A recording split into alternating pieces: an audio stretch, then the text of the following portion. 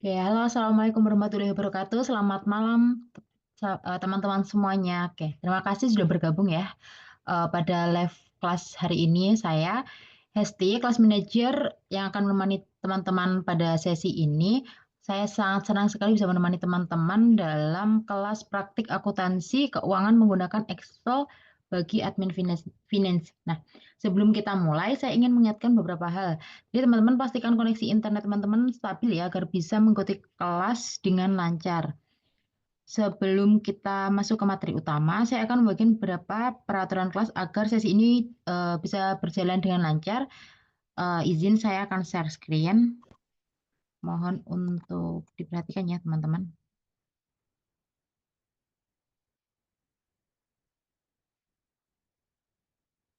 Oke, udah kelihatan ya teman-teman? Nah, ini ada info penting banget nih teman-teman. Jadi, himbauan untuk peserta karena workshop praktikal bersertifikat kelas ini bukan hanya teori, tapi juga praktikal. Jadi, supaya pengalaman belajar teman-teman lebih maksimal, pastikan koneksi internet stabil sebelum kelas dimulai, kemudian menggunakan PC supaya lebih nyaman ketika praktek, kemudian menyiapkan alat atau bahan yang dibutuhkan. Jika ada instruksi, teman-teman dimohon untuk mengaktifkan kamera jika memungkinkan, biar interaksi antar peserta dengan mentor juga lebih seru.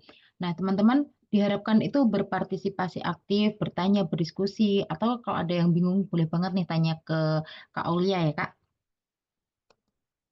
Nah, di sini ada kelas roles, ada etika dan partisipasi kelas. Jadi teman-teman harus saling menghargai pendapat dan kontribusi teman sekelas, menggunakan bahasa yang santai tapi tetap sopan. Kemudian wajib aktif berpartisipasi dalam diskusi dan praktik, menggunakan chat atau open mic saat ingin berbicara.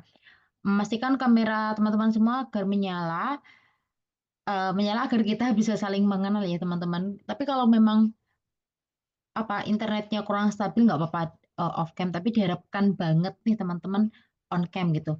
Teman-teman juga boleh ambil snack favorit untuk menemani belajar teman-teman semua. Kemudian ketentuan presensi ini nanti kan akan dibagikan di awal dan di akhir sesi melalui Google Formulir.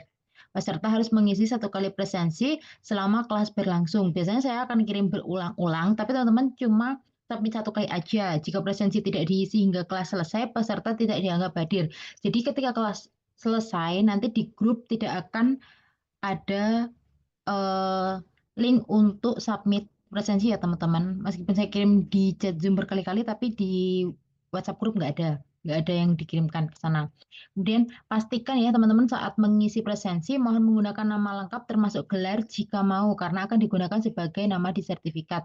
Jadi yang diketikkan di link absensi nanti nama yang akan ada di sertifikat karena ketika dikirimkan sertifikat tidak ada revisi lagi ya teman-teman.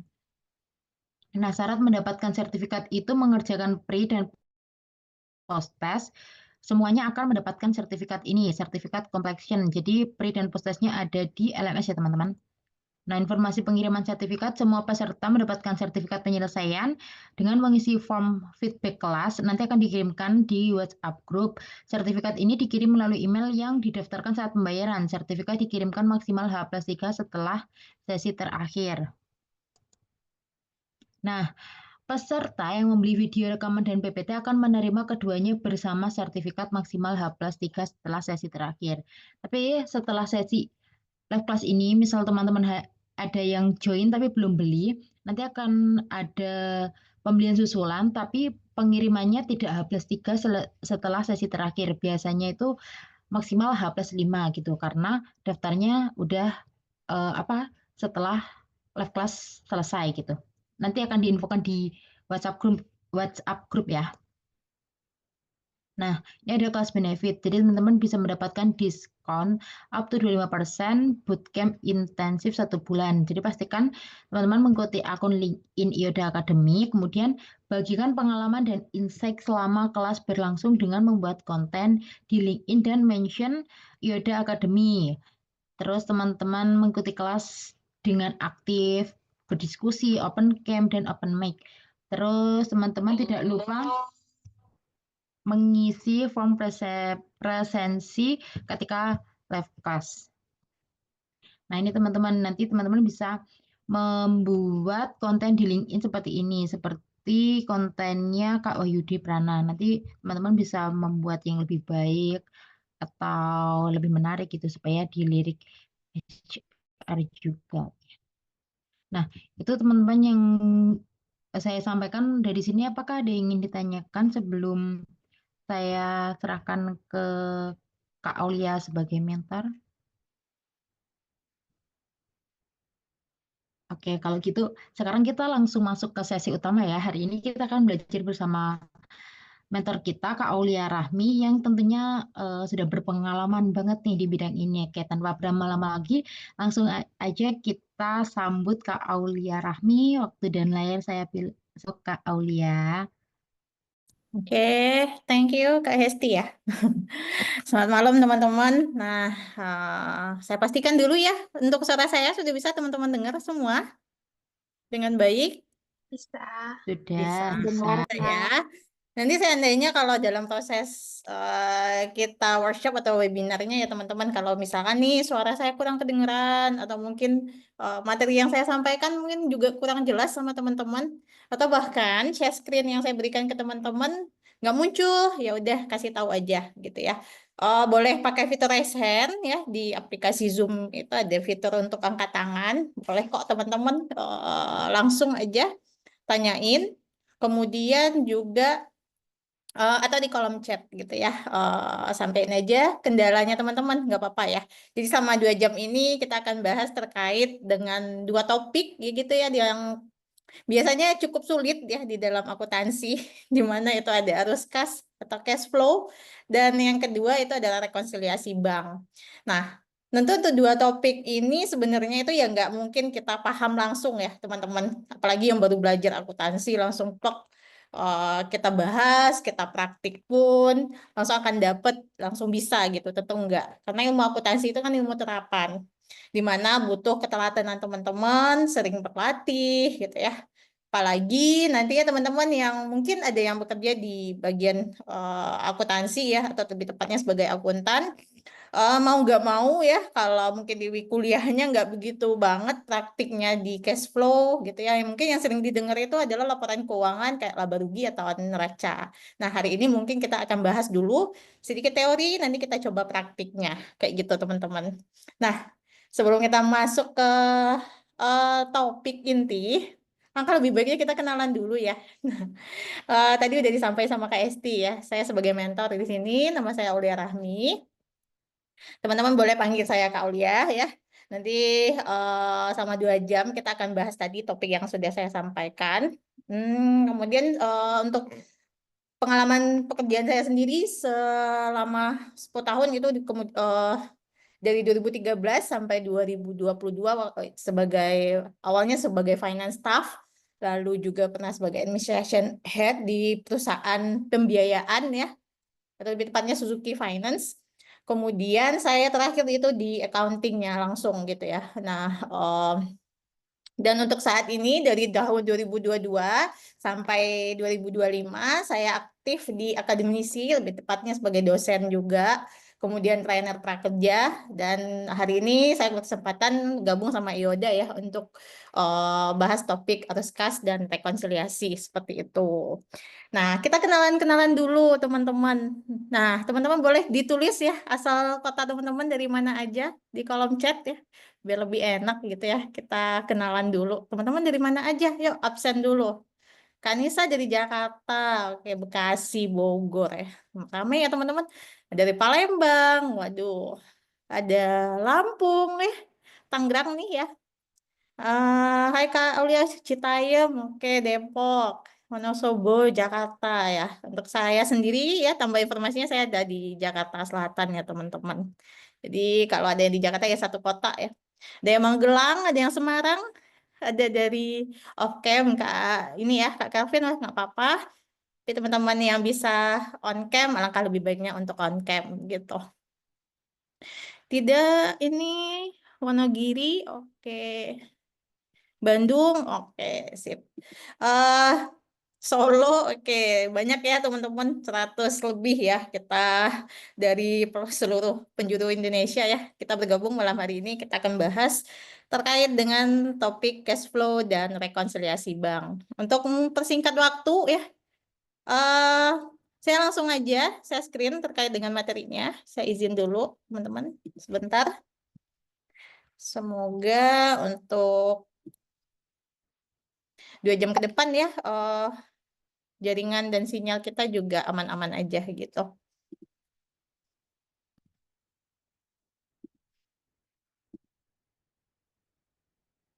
Nah, teman-teman boleh dilihat di layarnya sudah muncul? Sudah. Sudah ya. Kalau ada yang belum, diinfoin ya teman-teman. Ya, sayang banget gitu ya, nggak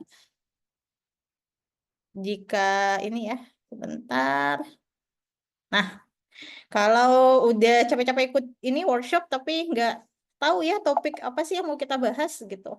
Hari ini kita tentunya akan bahas cash flow atau yang disebut atau yang dikenal ya dengan arus kas.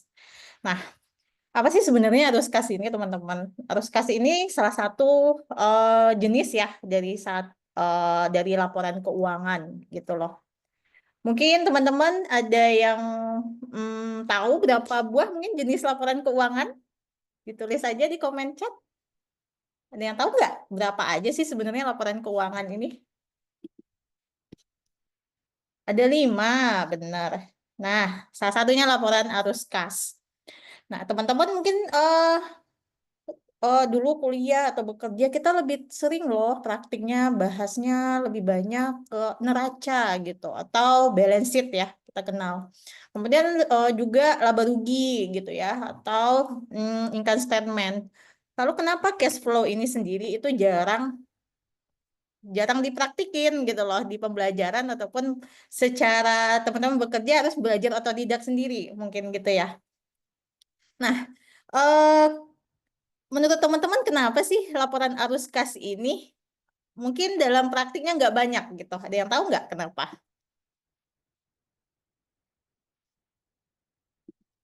Ada yang tahu? Kenapa sih ini cash flow ini jarang ya ada praktiknya? Yang lebih banyak praktik tuh biasanya di kelas akuntansi kayak bikin laba rugi gitu ya. Atau mungkin bikin neraca teman-teman. Nah, sedangkan cash flow ini nggak banyak teman-teman. Menurut teman-teman gitu ya. Kira-kira yang buat cash flow ini sendiri jarang dibahas atau jarang dipraktikin atau mungkin jarang banyak ya dikupas itu gimana? Ada yang tahu? Boleh on mic ya kalau ada. Mungkin karena apa ya menyangkut data perusahaan mungkin ya, karena kan cash flow soalnya. Oke, menyangkut data perusahaan karena dia cash flow gitu ya. Nah, salah satunya itu ya teman-teman. Jadi gini, laporan arus kas ini kan lebih terperinci gitu loh. Di mana laporan arus kas ini sering digunakan ya untuk melacak kas masuk dan kas keluar atau cash in and cash out gitu ya. eh itu sendiri sebenarnya di perusahaan-perusahaan, apalagi perusahaan yang baru jalan gitu ya, mungkin masih ada yang bingung bikin laporan arus kas ini seperti apa sih sebenarnya gitu ya. Tujuan kita bikin laporan arus kas ini buat apa gitu kan. Nah, kita mungkin lebih fokus ke yaitu tadi ke laba ya teman-teman, di mana apapun itu yang kayak perusahaan kecil, menengah maupun company-nya gede ya pasti dia akan fokus lebih tepatnya ke laba gitu. Sedangkan logikanya gini, di dalam akuntansi itu sendiri, mungkin teman-teman pernah dengar ya, ada 2 basis akuntansi yang dipakai gitu ya. Saya balik dulu ya ke skenario kenapa sih arus kas ini kita perlukan kayak gitu. Di akuntansi ini sebenarnya itu ada 2 basis. Kalau mungkin teman-teman sudah pernah mendengar itu adalah cash basis. Satu lagi ada yang tahu? Basis apa sih yang dipakai dalam akuntansi, dalam pencatatan? Accrual. Accrual, betul. Nah, kalau cash basis yaitu tadi ya, kita akan catat kayak pendapatan atau biaya saat kas itu keluar. Nah, sedangkan yang konteksnya si accrual basis ini sendiri, itu Bukan saat kas itu masuk atau saat dibayarkan atau mungkin biaya itu sudah diterima, bukan saat itu dicatat, cuma saat terjadinya. Nah, karena ada dua basis yang dipakai tadi, sedangkan kalau kita lihat nih di pencatatan laba rugi gitu ya, oh ini labanya sekian, lalu di neracanya ini sekian. Nah, ada dua laporan teman-teman. Teman-teman di situ tahu ya nominal kas yang ada di neraca kita itu misalkan anggaplah kas yang ada di tangan perusahaan itu atau cash on hand itu 200 juta. Ini logika ya, kita lebih ke logika. Sedangkan yang di laba rugi, kita lihat juga laba bersihnya mungkin 2 M-an. Menurut teman-teman logis atau enggak? Hal yang kayak gitu. Logis nggak? Ada yang tahu jawabannya? Misalkan nih, kita punya kas. Kas itu mungkin kas di tangan atau kas di bank gitu ya, nih nominalnya 200 jutaan. Sedangkan kita lihat nih income perusahaan, income-nya mungkin 2 M-an gitu loh. Menurut teman-teman sendiri, dengan melihat dua laporan tadi, neraca dan laba rugi, apakah hal tersebut logis gitu loh? Ada yang mau jawab? Logis, bisa jadi gede di piutang. Nah, logis. Cuman kita nggak bisa dong bilang, oh ini logis, ini enggak gitu loh. Tanpa tahu nih kas ini berapa sih sebenarnya aliran flow masuknya, keluarnya, kayak gitu ya. Dari mana sih asal laba rugi ini segini dapatnya? Kita harus buktikan dengan si cash flow yang tadi. Nah, disinilah pentingnya sih arus kas ini teman-teman. Kita bisa lihat ya, melacak nih buat apa aja sih yang kita keluarkan uangnya tadi ya? Apakah untuk operasional, atau mungkin investasi, atau mungkin untuk pendanaan. Sedangkan yang ditampilkan di laba rugi hanya yang biasanya untuk operasional doang, kayak gitu. Sedangkan di neraca mungkin kita bisa lihat angka piutangnya berapa, cash-nya berapa, seperti itu. Maka dibutuhkanlah cash flow statement yang tadi. Apalagi seorang investor gitu loh. Jadi misalkan teman-teman mau investasiin dana, pasti yang teman-teman butuhkan adalah salah satunya cash flow. Teman-teman nggak akan percaya. Oh ini labanya sekian loh. Si company-nya bilang kayak gitu. Nah teman-teman pasti harus ngelacak aliran kas masuk, kas keluarnya tadi di cash flow. Kayak gitu. Juga kita sebagai investor nanti teman-teman juga bantu ya perusahaan ini sanggup nggak ya misalkan kayak bayar utang gitu ya kemampuannya untuk misalkan tanpa adanya investasi atau pendanaan apakah dia masih bisa jalan nih perusahaan ini. Nah itu juga akan terlihat sebenarnya di cash flow teman-teman. Lalu juga bisa ya menunjukkan gimana sih perusahaan ini membelanjakan atau mungkin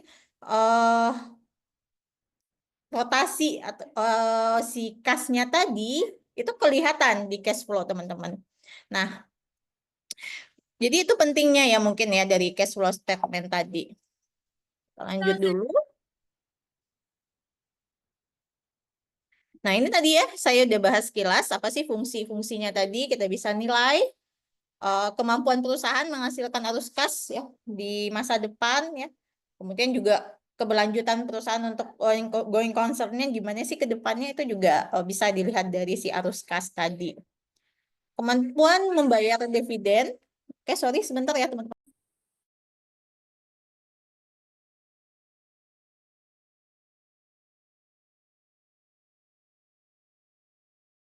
Oke.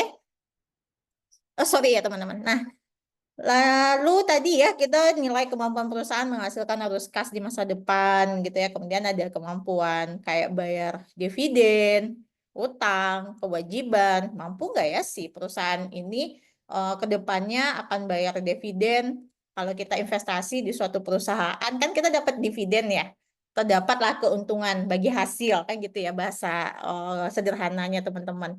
Pasti teman-teman akan lihat di situ dengan kas yang dia punya apakah dia sanggup ya bayar dividennya kita kalau kita investasi di situ?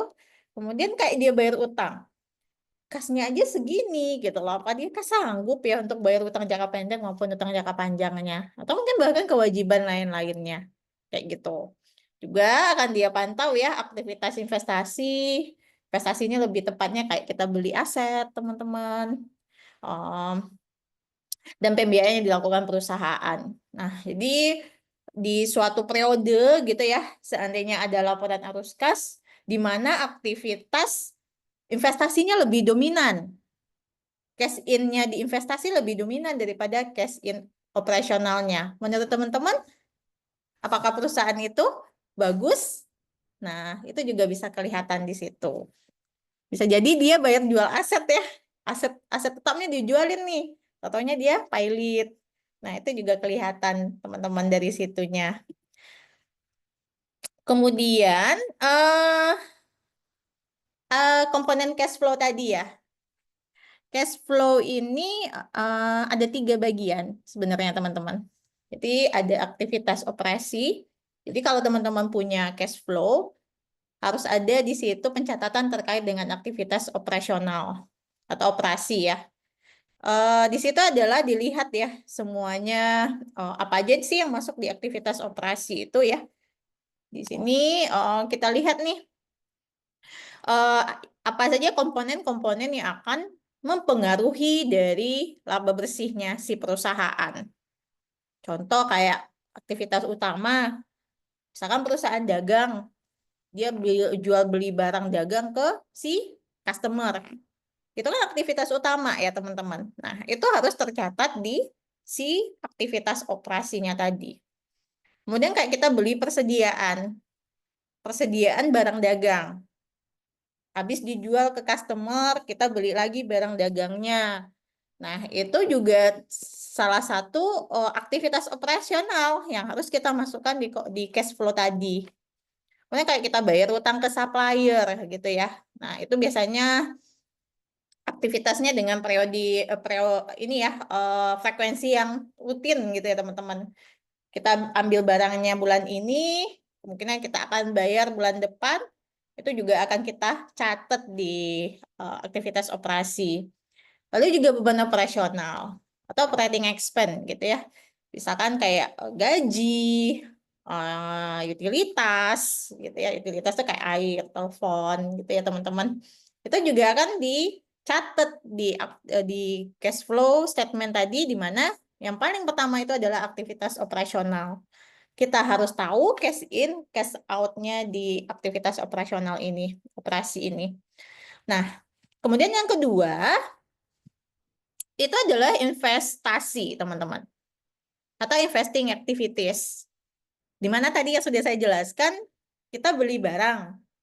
Teman-teman, kalau di laba rugi kelihatan nggak biasanya aset yang teman-teman beli? Kalau kita lihat laba rugi ya, teman-teman tahu nggak berapa aset yang kita beli? Enggak, bener Kak Rizky. Enggak ya. Nah, lihatnya di mana? Saya di cash flow tadi bisa. Uangnya berapa nih yang mau kita di neraca bisa. Tapi neraca itu juga biasanya dilihat yang outstanding ya Kak Yuni ya. Misalkan yang per bulan ini berapa sih nominal total aset kita. Tapi sebenarnya kalau di arus kas itu lebih detail lagi. Aset apa aja yang kita beli, teman-teman berarti ngeluarin uang untuk beli aset. Kemudian bisa jadi teman-teman itu tadi, perusahaannya merger mungkin, atau akuisisi. Mungkin anak jadi induk, atau jadi satu gitu ya. Kita jual aset. Nah, ini mungkin ada juga yang pilot mungkin, ada yang kayak bangkrut gitu ya. Kita kan nggak tahu ya, dijualin lah aset-asetnya. Nah, itu juga sebenarnya bisa masuk ke kriteria aktivitas investasi tadi, teman-teman. Nah, di situ kelihatan. Jadi, kalau teman-teman sebagai investor, nah, mungkin kalau di sisi perusahaan ya nggak usah lah dulu ya, perusahaannya kecil ya teman-teman. Kalau gede biasanya udah bikin arus kas ya, nggak bisa dilewatin.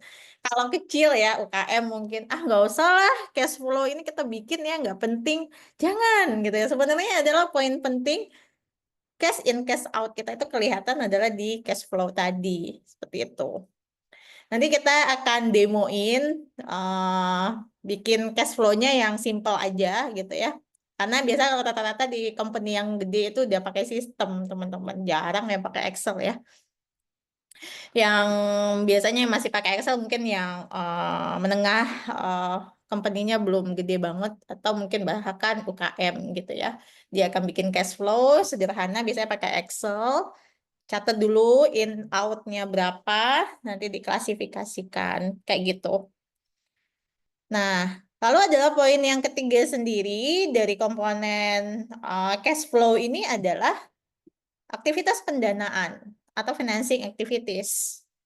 Di sini kayak mungkin teman-teman ada nyetorin modal awal nih, kita mau buka usaha gitu ya, atau buka cabang baru. Outlet kita mungkin mau berekspansi lebih gede gitu ya teman-teman. eh Bukalah, tambahlah modelnya gitu. Nah itu juga bisa ya dimasukin ke aktivitas pendanaan. Kemudian ada utang obligasi, utang bank. Teman-teman pinjem uang nih buat tadi ya, Kak, usaha gitu ya. Kita minjem dulu nih, harus dicatat teman-teman, kelihatan. Berarti kita nerima uang dari bank, kita catat dulu cash in-nya. Atau mungkin nanti kita mau bayar utang bank tersebut, kita juga akan catat di cash out-nya aktivitas pendanaan. Ini penerbitan saham gitu ya. Biasanya big company ya, udah beli saham, jual beli saham gitu ya teman-teman. Nah, kalau nggak ada aktivitas pendanaan sama investasi gimana Kak? Yang gitu ya, apakah penting juga kita bikin arus kas gitu? Gimana menurut teman-teman? Kalau kita nggak ada aktivitas investasi, pendanaan penting nggak kita bikin arus kas teman-teman? Ada yang mau jawab? Penting, Kak Dita. Ada lagi yang mau jawab? Penting. Pasti kita ada utang ya, kalau buka usaha ya teman-teman ya. Penting sekali, oke. Tetap penting karena ada aset yang harus benar. Kayak kita beli, walaupun kita buka ini ya, outlet kecil-kecilan kan teman-teman beli kayak kursi, meja, gitu ya. Beli peralatannya, itu kan harus dicatat. Nah, jadi semua sebenarnya yang sudah dicakup ya dalam laporan keuangan itu ada fungsi masing-masingnya teman-teman. Bahkan catatan laporan arus catatan atas laporan keuangan pun itu sebenarnya ya sangat penting ya. Apalagi di company-nya gede gitu. Karena di situ semua adalah setiap poin-poin terhadap pencatatan laporan keuangan atau basis apa yang dipakai, penyusutan apa, PSAK-nya gimana, kayak gitu. Em, nah, itu mungkin ya untuk yang 3 poin penting dari si cash flow tadi. Nah, kita lanjut ya teman-teman. Lalu kita lanjut ke aliran arus kas itu sendiri. Nah, biasanya modelnya nyatet yang cash inflow ini seperti apa sih gitu ya? Kayak biasa teman-teman ada yang bikinnya kayak template Excel itu seperti biasa ya. Catatlah kas masuk, kas keluar gitu ya, bikin keterangannya gitu ya. Nah, cash inflow ini sebenarnya arus kas ya, di mana itu terjadi kegiatan transaksi melahirkan keuntungan. Di sini melahirkan ya, lebih tepatnya itu mendapatkan keuntungan kas ya teman-teman, dimana di situ nanti apa aja nih yang masuk ke arus kas masuk gitu ya. Yang setiap hari mungkin ya, yang satu periode mungkin 1 bulan, kayak sekarang nih bulan Februari ya teman-teman. Biasanya ya si akuntan akan nyatat tanggal 1, tanggal 2, 3, 4, setiap harinya arus kas ini teman-teman. Akan catat ya kalau dia perusahaan jasa, akan catat tuh hasil penjualan produk. Apa aja sih setiap hari ya penjualan produk kita atau jasanya. Mungkin hari ini kita dapat nih penjualan produk A. Masuklah ke cash in di pencatatan perusahaan kita gitu. Lalu mungkin ada penagihan piutang. Kita ada kayak penjualan kredit gitu ya. Teman-teman sudah nyerahin barang, cuma uangnya belum dapet tuh. Kemudian dibayarkan, ditagih. Hari ini dapatlah ininya pembayarannya gitu ya sekitar mungkin 10 juta. Teman-teman akan catat di cash in-nya teman-teman gitu. Ada juga kayak penjualan aktiva tetap. Kayak penjualan ya, kalau penjualan aset ini kalau nggak asetnya rusak ya pilot ya teman-teman. Coba itu aja ya. Kalau nggak perusahaannya udah mau bangkrut atau enggak asetnya rusak gitu ya, tapi bisa dijual kembali itu akan menghasilkan uang ya. Bisa jadi kayak printer mungkin rusak gitu. Terus dijual kembali. Ya nilainya itu yang akan kita catat. Nah, itu masuk ke cash in kita juga. Kemudian penerimaan investasi dari pemilik atau saham bila dia PT ya, perusahaan terbatas. Misalkan teman-teman dapat investasi, perusahaan startup ya, dapat investor nih, ya udah dia dapat ya sekian triliun buat buka ini ya, buka perusahaan apa, misalnya makanan atau mungkin edutech ya dan lain-lain gitu ya teman-teman. Catatlah di cash inflow. Kemudian penerimaan investasi ya, oh, ini sama ya teman-teman.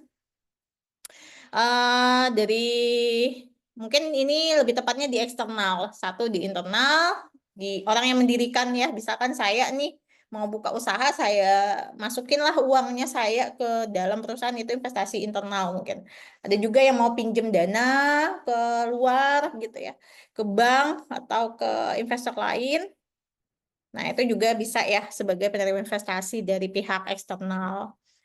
Nah, kayak pinjaman hutang juga sama ya, kalau minjem ke bank ya, biasanya ke bank atau mungkin jangan ke pinjol ya. Pinjol bunganya bahaya ya teman-teman, jangan sampai gitu ya. Nggak bagus juga buat perusahaan gitu ya. Tiba-tiba ada catatan bayar buat pinjol gitu ya, kan nggak bagus ya. Bunganya aja udah nggak ini ya, nggak masuk akal gitu. Yang ada perusahaan teman-teman 1 bulan jalan udah gitu ya, bayar pinjol doang. Nah, lalu yang kedua ada cash out ya. Cash out yang seperti teman-teman tahu ya. Dari uang yang tadi masuk, kita beliin bahan baku. Kalau enggak ada biaya tenaga kerja ya. Teman-teman punya pegawai. Kita punya bisnis online shop. Itu kan bayar ya teman-teman. Nah, catatlah dia harus kas keluar. Cash out flow-nya. Kemudian ada administrasi ya umum, penjualan kayak marketing atau mungkin kayak biaya admin lain-lain. Nah, itu juga bisa dimasukin ke biaya administrasi umum dan lain-lain. Pembelian aktiva tetap ya, kan uang keluar ya teman-teman. Jadi logikanya gini aja, cash in, cash out itu cash in uangnya masuk, cash out ya uangnya keluar gitu loh teman-teman. Nanti kita bahas di akhir ya Excel-nya sekalian. Lalu juga sebentar ini saya hapus dulu ya.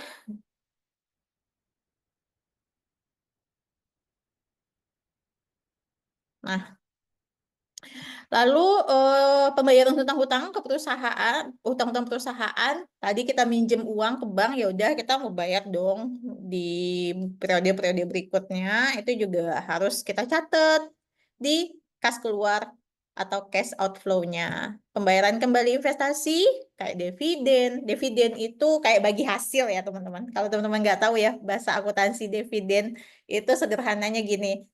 Teman-teman investasikan dana, kemudian dapat ya seperberapa gitu sesuai dengan perjanjian. Mungkin kita investasiin 1 juta, setiap tahun kita dikasih 100.000, itu namanya dividen gitu loh. Nah, kemudian ada pembayaran sewa, pajak ya. Nah, ini tadi dividen ya, bunga. Misalkan bayar sewa, sewa gedung, sewa peralatan, bahkan mungkin sewa fotokopi kah atau yang lain-lain itu juga masuk ke arus kas keluar. Lalu mungkin kita bahas ini dulu ya. Nanti di 1950 kita ke praktiknya aja. Apakah penyusutan juga dicatat di arus kas? Nah, ini ada yang nanya. Nanti ya kita bahas ya, Kak Yanu ya. Nah, apakah penyusutan kita catat di arus kas? Ada yang tahu jawabannya? Nanti kita simpan dulu ya. Nah, lanjut ya teman-teman. Kita ke teorinya dulu. Nanti habis teori mungkin kita sekalian praktik ya. Cash in, cash out, langsung ke cash flow. Tadi sedikit mungkin topiknya rekonsiliasi bank tadi. Nah, mungkin untuk arus kas itu aja sih teorinya, nggak banyak memang. Cuman tetap ya teman-teman, logikanya gini aja sebenarnya. Arus kas ini penting kenapa? Karena kita di sana ngelihat ya, poin pentingnya di arus kas, ngelihat tadi kemampuan si perusahaan tadi. Apakah lebih optimal di operasionalnya atau mungkin lebih banyak di investasinya atau pendanaannya. Jadi bisa ngelihat ya, eh kemampuan perusahaan ya untuk membayarkan mungkin nanti dividen kah, bagi hasil, atau mungkin utang-utangnya dari kas yang dia punya, sanggup nggak ya kira-kira perusahaan ini bayar? Nah, itu kelihatan. Nah, eh lalu tadi juga sebagai untuk keberlanjutan usaha gitu ya, kita bisa memprediksi dengan uang kita segini mau dibawa kemana nih usaha kita, teman-teman gitu. Apakah bisa jangka panjang gitu ya? Bisa ini ya jalan dengan kalau kita memaksimalkan di aktivitas yang operasional mungkin ya semakin bagus aktivitas operasional perusahaan itu biasanya keberlangsungan perusahaan itu juga akan bagus gitu teman-teman. Nah, kalau di pihak internal itu tadi ya bisa membuat si perusahaan tadi lebih baik dalam menjalankan operasional karena kita sudah tahu mana yang lebih dominan, mana yang lebih baik nih di segi yang mana nih pencatatannya, aktivitasnya gitu loh. Itu juga bisa dikontrol di bagian internalnya. Kalau eksternal tadi juga untuk menilai yang saya jelasin di awal. Kayak gitu. Ini ada yang nanya, nanti bahas laba rugi nggak Bu? Oh Kak Yuli. Kayaknya sih enggak ya Kak ya, karena topiknya dua. Nggak cukup kayaknya ya kalau kita bahas neraca sama laba rugi. Sedangkan arus kas ini sebenarnya nggak cukup 2 jam ya. Simple, tapi membingungkan kalau yang arus kas, teman-teman. Beda sama laporan laba rugi. Jadi teman-teman, sebenarnya gini, yang paling penting adalah teman-teman harus paham dulu menjurnal dalam akuntansi. Menjurnal itu apa? Mencatat, tadi ya, mencatat transaksi. Kita paham apa yang kita catat, berapa gitu teman-teman. Kemudian kapan teman-teman mencatat. Nah, 3 poin itu harus teman-teman pahami kalau sebagai akuntan. Nggak sebagai akuntan juga ya, mungkin sebagai pelaku usaha gitu ya. Harus tahu nih, misalkan transaksi apa yang mau masuk kemana nih transaksinya teman-teman. Itu akan tercatat di cash in sama cash out tadi. Dia berhubungan. Di ibaratnya kalau di arus kas ini kita sekalian menjurnal gitu loh teman-teman. Itu mungkin ya sekilas untuk yang pencatatan jurnal. Nanti baru tuh kita kelompokkan tadi ya kalau untuk penyusunan dari laba rugi sendiri sama neraca ya. Kalau pakai Excel itu teman-teman mulai dari menjurnal, nanti juga kita bahkan masuk ke buku besar ya step by step dan itu nggak bisa kita skip gitu loh. Lalu juga nanti baru ke neraca saldo ya. Nanti setelah neraca saldo, nanti ada adjustment ya. Adjustment ini kayak penyesuaian. Kenapa ada penyesuaian? Yaitu tadi ada 2 basis yang kita pakai dalam akuntansi. Di mana biasanya yang accrual basis itu akan disesuaikan kembali. Nah, itu adjustment ya. Nanti baru tuh dari adjustment dapat neraca saldo setelah penyesuaian. Dapat neraca saldo penyesuaian, baru kalau ada penutup ya, jurnal penutup, barulah kita tutup dulu. Baru kita submit ke laba rugi, kemudian nanti juga bahkan ke neraca. Nah, sebenarnya nanti membedakannya apa? Akun-akunnya. Akun-akunnya teman-teman harus tahu. Mana akun yang akan ditaruh atau diletakkan di neraca dan mana akun yang di laba rugi. Atau mana yang akun nominal dan mana yang akun real gitu loh, akun tetap. Nah, akun nominal, nah itu nanti ya kita breakdown jadi yang mana masuk ke laba rugi sama mana yang masuk ke neracanya. Pengen belajar yang laporan keuangan manufaktur, aduh, manufaktur ya. Itu susah lumayan. Tapi manufaktur sih jarang yang pakai Excel Kak Yuli ya. Biasanya udah pakai sistem. Teman-teman kalau udah pakai sistem gampang ya biasanya. Gampang nggak? Kalau ada yang pakai sistem nggak di sini? Bagaimana Bu mencatat transaksi SPP, uang sekolah atau uang pendaftaran? Pakai cash in, cash out aja, Kak Ardi. Biasanya untuk laporan arus kas yang digunakan perusahaan periodenya berapa? Setiap bulan. Sama kayak laba rugi. Harus bikin setiap bulan, teman-teman. Setiap periode, akhir periode. Udah pakai Accurate? Nah, Accurate nih. Accurate bagus juga, lumayan loh Kak Widya. Masih banyak yang manual kah kalau pakai Accurate? Cuman Accurate ini kalau nggak orang akuntansi biasanya agak sulit ya. Setahu saya ya, sepemahaman saya. Jika salah ya mohon maaf ya, pakai Accurate dan Excel kalian. Nah, oke, pakai Accurate dan ya harus dibarengi. Biasanya di Excel nanti buat ini ya, ngolah data. Kalau ada yang nggak ada di Accurate kita olah ya. Misalkan kayak daftar ini, daftar kalau customernya nggak ada bisa sesuai dengan yang kita inginkan, kita bikin Excel-nya lagi. Kalau di bank pakai Bank Vision, oke. Aplikasi akuntansi apa Bu yang bisa dipakai perusahaan, Kak Yandri? Sekarang itu banyak jurnal ID, ya. Accurate juga ada. SAP yang bagusnya, gitu ya. Belum pernah pakai aplikasi. Kalau Mayop sama Zahir ini saya nggak rekomen ya Kak Via ya, karena nggak eh masih banyak yang manual di pencatatannya. Jurnal ID Accurate SAP ya. Mayop Zahir itu jarang juga dipakai ya. UMKM pakai apa Kak? Paling banyak sih pakai Excel ya kalau UMKM. Kalau nggak dia pakai aplikasi yang berbayar gitu loh teman-teman. Ada Excel yang udah dijual template-nya gitu kan. Nanti teman-teman bisa submit gitu ya. Bisa input angka-angkanya. Itu banyak kok dijual biasanya. The workshop untuk SAP. Oh, yaudah, oke. Mungkin nanti ditanya langsung adminnya ya, Kak UT ya. Nah, oke.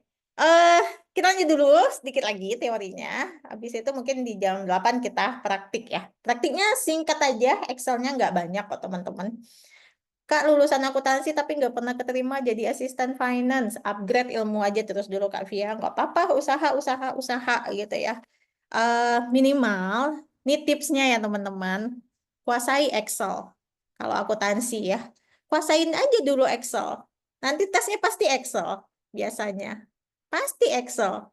Ya, akuntansi itu pasti tesnya kalau nggak Excel, bikin jurnal. Biasanya ya. Dulu saya awal dulu tes di 2013 ya. Ini mungkin sharing ya teman-teman. Karena dulu di kuliah, pas zaman akuntansi ya, tamat kuliah, saya belajar Excel, sekalian ngolah data buat skripsi gitu, udah paham Excel. Eh, ya udah, pas di interview, latihan praktiknya itu Excel. Excelnya yang nggak sulit, bukan bikin laporan keuangan langsung, nggak teman-teman. Hanya pakai rumus-rumus yang biasa dipakai, kayak VLOOKUP, SUMIF, kayak gitu aja. Pivot, itu kan basic ya kalau di akuntansi teman-teman. Lookup, iya. Saya lulusan IT malah belok ke FFAT. Oh, mantap. IT sama akuntansi dua hal yang saling selalu berdampingan biasanya. Ya, orang akuntansi akan selalu butuh orang IT gitu ya. Nah, orang IT juga kalau dia tanpa orang akuntansi dia nggak tahu mau bikin sistem apa kayak gitu. Jadi biasanya dia dua hal yang bergandengan. Kak, kerjanya apakah jika ingin berkarir di akuntansi, kerjanya tetap bertahan harus dari admin? Iya, biasanya. Kalau mau cepat naik karirnya, magang di KAP, kantor akuntan publik. Itu cepet jualnya teman-teman. Nah, nanti kita tanya jawab lagi ya. Kita lanjut dulu nih, teman-teman. Yuk. Di sini ada yang eh biasanya dipakai ya. Ini tadi cash flow ya. Saya tampilin sedikit terkait dengan formula Excel. Yang penting, yang penting atau yang mungkin basic banget yang akan teman-teman temui kalau teman-teman bekerja di akuntan. Matematisnya ya pasti sum, average ya. Pasti itu akan ada kepake. Max, min, count, count, Nah, itu pasti akan kepake. Logika, if ya, if pakai S. Bedanya apa gitu ya? Kalau if itu satu, kalau if-nya pakai S berarti logikanya lebih dari satu gitu. Nanti juga ada sum if, ada count if, ada nanti juga saya tambahin ini ya, mungkin VLOOKUP lebih ininya. Kalau teman-teman mau ada kayak Excel 365 boleh coba yang XLOOKUP atau mungkin spreadsheet boleh pakai yang XLOOKUP lebih gampang dibanding VLOOKUP. VLOOKUP sama HLOOKUP ini beda datanya aja. Kalau VLOOKUP dia vertikal ya. Kalau HLOOKUP dia horizontal kayak gitu. Nanti dilihat datanya dulu. Kalau index match itu kombinasi ya biasanya sebenarnya lebih gampang dibanding VLOOKUP. Cuman kebiasaan teman-teman orang yang udah biasa di VLOOKUP itu jarang move on gitu loh. Dia pasti akan pakai tetap VLOOKUP tadi termasuk saya sendiri gitu. Walaupun ada rumus yang lebih update baliknya ke VLOOKUP gitu. Nggak tahu kenapa mungkin lebih nyaman kali ya. Nah, ini teman-teman bebas gitu ya mau pakai apa aja gitu sesuai dengan keinginan aja ya. Untuk Excel, oke. Kemudian ada drop down list. Nanti ada satu fitur yang kita praktikin, namanya data validation, di mana ini akan kita gunakan untuk menulis-listkan akun, teman-teman. Supaya apa? Menghindari typo. Jadi akuntansi ini kan banyak akun ya. Akun itu nama apa ya namanya ya? Nama rekening gitu ya. Misalkan teman-teman punya uang di saku, itu namanya cash gitu ya. Cash, akun cash. Nanti ada kode akunnya juga. Kemudian punya uang tabungan di bank gitu. Namanya cash in bank gitu ya. Itu nama akun. Kodenya berapa? Nanti disesuaikan lagi. Mungkin 102. Lalu ada mungkin beli laptop ya. Masuk ke akunnya apa gitu. Peralatan. Nah, beli yang habis pakai kertas mungkin. Kertas, pulpen, alat tulis. Nah, itu mungkin keperlengkapan gitu loh. Jadi itu yang disebut dengan akun-akun di mana orang akuntansi harus memahaminya teman-teman. Kalau nggak paham gimana? Catat, hafalin, sering-sering latihan. Kalau dulu saya bikin list akun ya, apa aja nih yang di neraca, apa yang di laba rugi, itu udah di luar kepala biasanya. Sering-sering ini ya, tiap hari mungkin kalau kerjaan, mungkin teman-teman tiap hari ngerekon, tiap hari nyatet gitu. Itu akan kebiasaan aja gitu. Nanti nggak harus 1 bulan langsung hafal, nggak ya. Berproses teman-teman gitu ya. Jadi kalau ingin berkarir di akuntansi itu sebenarnya memang dari basicnya dulu dimatengin. Nah, sekarang ini eh, banyak ya dari kita, kenapa banyak dari akuntansi itu yang, ini pengalaman juga, dulu saya punya staff beberapa, tapi dia nggak tahu cara ngejurnal. Karena udah banyak sistem-sistem yang mengotomatiskan pencatatan. But kita harus tahu dasarnya. Nggak bisa ngejurnal tanpa nggak ada basic kayak gitu teman-teman. Basicnya apa tadi? Akun-akun tadi sama kode akun, terus akun apa aja yang di neraca, laba rugi, kayak gitu. Itu harus paham. Nah, sesimpel itu sih basicnya. Kalau hitungan sih sebenarnya logika ya, tambah kurang. Akuntansi gitu, mana yang didebet ya udah. Akun apa yang didebet berarti saldo normalnya debet. Akun apa yang dikredit, saldo normalnya dikredit gitu. Tapi itu berproses aja sih teman-teman ya. Saya pun begitu ya, nggak langsung plek 1 bulan hafal ya kerja, enggak. Bertahun-tahun sih teman-teman. Sedikit mungkin ada tambahan di sini adalah rekonsiliasi bank. Nah, ini. Menurut teman-teman rekonsiliasi bank itu kenapa penting? Ini menurut yang saya tampilkan ya. Ada selisih nih di perusahaan gitu loh. Jadi perusahaan itu punya catatan sendiri, kemudian di bank kan tentu ada pencatatan atau yang disebut dengan mutasi bank. Kayak teman-teman lah ya punya M-Banking bisa download kan pencatatannya di bank. Nah, itu namanya pencatatan bank. Nah, lalu kita ada pencatatan tersendiri. Kalau perusahaan, uang yang kita catat Apakah selalu sama dengan yang di bank tadi? Tentu enggak. Nah, apalagi transaksinya banyak teman-teman, setiap hari itu mungkin ratusan gitu ya. Nah, itu yang kita cocokkan. Perusahaan kalau dia misalkan ada saldo, oh saldo bank kita ini per hari ini ya, per malam ini 150 juta. Cek mutasi, ya cek mutasi tuh, download dulu mutasi banknya, bank apa aja, BCA kah, Mandiri, dan lain-lain mungkin ya. Dilihatlah transaksi di banknya, saldo akhirnya itu mungkin 145 juta gitu ya. Oh, selisih nih per hari ini 5 juta. Di mana ya selisihnya? Itu yang kita maksud dengan rekonsiliasi bank, simpelnya. Mencocokkan atau mencari, teman-teman. Apa sih yang terjadi hari ini? Kenapa sih uang saya selisih gitu ya? Kok di banknya 145, di sayanya 150? Hilang dong uangnya 5 juta gitu. Nah, itulah yang disebut dengan proses merekonsiliasi bank. Bagaimana dengan transaksi perusahaan tuh kalau banyak? Biasanya kalau dulu saya ngelakuinnya tiap hari. Tapi pakai sistem, jangan takut ya. Cuma kita mau nyocokin yang di laporan bank. Saya ambil laporan banknya, ya. Kemudian nanti kita cocokkan dengan pencatatan kita. Pencatatan kita di sistem. Pasti banyak yang tahu ya, mutasi bank kayak gini, teman-teman. Saya download dulu. Nggak asing ya, mutasi bank. Jadi kita harus ada 2 pencatatan. Nih, kelihatan ya teman-teman. Nah, biasanya ada yang 1 bulan langsung print. Ini BRI, ini BCA, ini kalau orang akun finance ya. Rekonsiliasi ini bisa dilakukan sama finance. Nanti si accounting akan ngelihat ya, bener nggak ya pencatatan si finance tadi, gitu teman-teman. Jadi jangan sama ya, finance sama accounting itu berbeda ya teman-teman. Nah, biasanya yang setiap hari nyatet itu adalah staff finance-nya. Dilihatlah tuh, masuk nggak ya uang yang kita tadi dibayar sama konsumen, dilihat di banknya, dicocokin. Nih ya, kayak gini, ini mutasi bank. Lalu dicocokin dengan catatan perusahaan.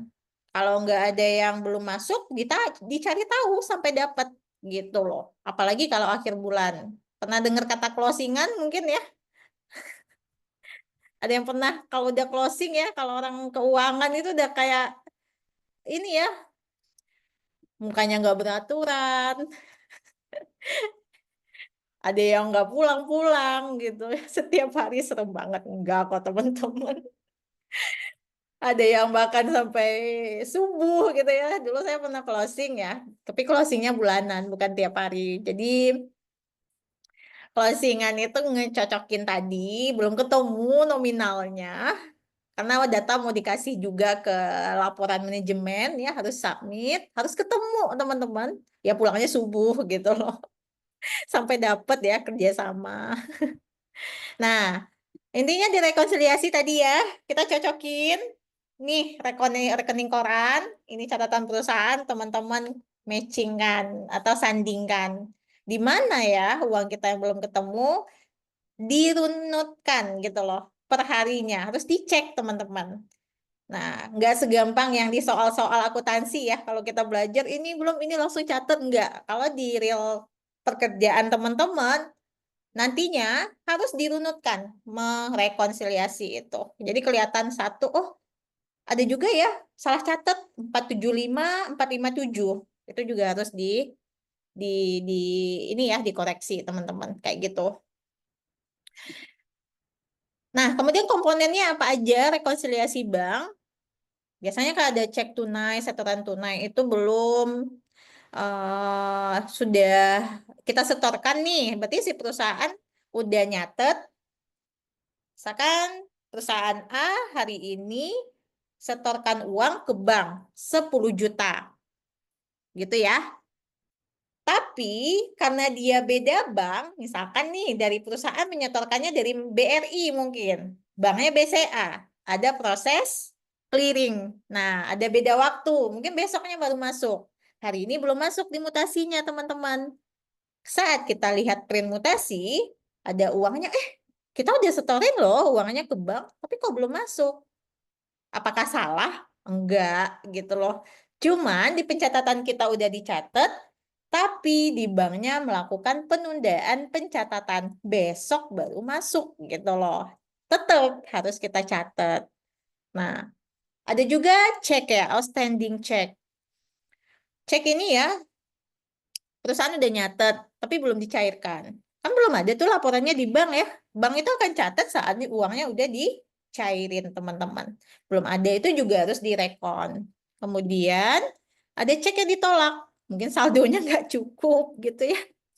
Nah, nanti mungkin rekonsiliasi banknya ini saat teman-teman bekerja itu akan langsung ini ya, dapat cashnya gitu ya, langsung bisa gitu ya. Nanti juga kalau memang ada kendala-kendala biasanya si atasan teman-teman ya itu udah tahu, oh ini ya udah kalau belum masuk uangnya di bank gak apa-apa, besok kita cek lagi. Misalnya 3 hari belum masuk berarti ada kesalahan gitu loh. Nah, kalau transaksinya banyak gimana? Apakah perlu ngerekon setiap hari gitu ya? Sebiasanya kalau company-nya itu udah gede ya teman-teman, itu daily. Day to day dia akan nyatet rekon bank. Tapi kalau yang biasanya pelaku usaha atau mungkin teman-teman punya usaha bisnis gitu ya, usahain 1 kali seminggu minimal gitu ya. Ceklah transaksi teman-teman dengan mutasi bank. Kalau enggak, biasanya ada kayak ini ya, karyawannya mungkin ya, kita nggak tahu ya, ada yang fraud ya teman-teman. Jadi karena adanya kurang pengecekan ya, rekonsiliasi banknya nanti aja pasti masuk ke uangnya. Sebenarnya ini fatal gitu loh, karena itu terkait dengan uang yang ada, uang kita gitu loh. Jangan sama kayak tadi, sebenarnya laporan arus kas sama rekonsiliasi bank ini dua hal yang sering dianggap diabaikan gitu oleh pelaku bisnis teman-teman. Padahal ini sangat penting gitu dibandingkan nanti yang neraca dan laba rugi gitu. Nah, juga saya pernah juga di konsultan, ada klien yang nggak catet, bahkan 1 tahun dia nggak ngerekon bank. Ya udah, uangnya seadanya yang masuk di bank aja. Itu realnya ya teman-teman. Nah, apa yang kita lakukan sebagai akuntan? Kalau teman-teman kayak gitu gimana? Nemu case kayak gitu. Teman-teman punya klien gitu ya. Teman-teman pakai akuntan nih. Teman-teman sebagai akuntan. Kemudian kerja ya, tiba-tiba tulisannya itu nggak nyatet gitu loh teman-teman. 1 tahun bahkan. Nah, tindakan apa yang akan teman-teman lakukan? Jadi jadi ini dong, tanda tanya, laporan keuangannya asalnya dari mana gitu loh.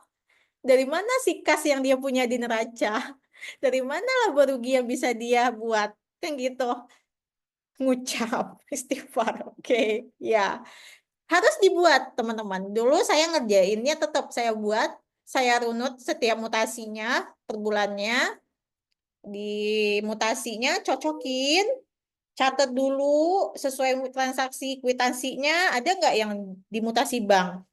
Kwitansi A ada nggak ya invoice-nya di bank ini? Dicocokin. Memang lama teman-teman. Kalau masih manual ya, Excel itu akan lama banget.